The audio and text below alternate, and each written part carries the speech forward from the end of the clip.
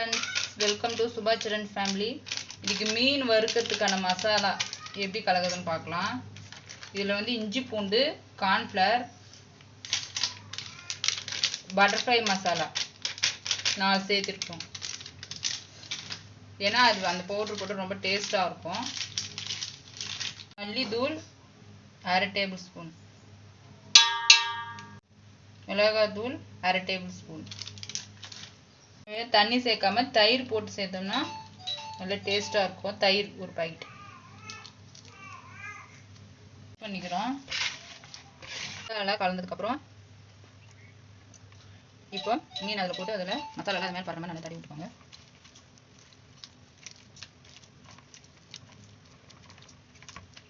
இதே மாதிரி எல்லா மீனையும் நல்லா மசாலா தடவி விட்டுக்கோங்க. மசாலா தடவி ஒரு தட்டில் இது மாதிரி காய வச்சிடலாம்.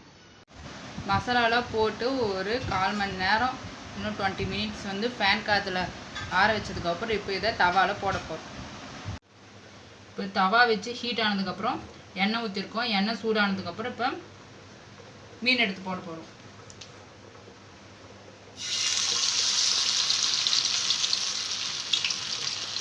இது மாதிரி செஞ்சு பாருங்கள், ரொம்ப டேஸ்ட்டாக இருக்கும். எண்ணெயில் போடுறதோட தவா மேலே போட்டு சாப்பிட்டு பாருங்கள்.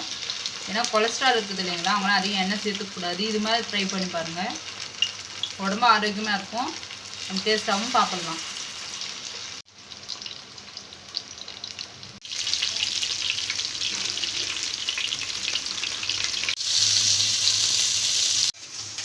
வறுத்து எடுத்து சுவையான மீன் ரெடி. இது மாதிரி செஞ்சு பாருங்கள். உங்கள் வீட்டில் எப்படி இருக்குன்னு கமெண்ட் பண்ணுங்கள், ஷேர் பண்ணுங்கள். அப்படியே என்னோட சேனல் சப்ஸ்கிரைப் பண்ணிக்கோங்க.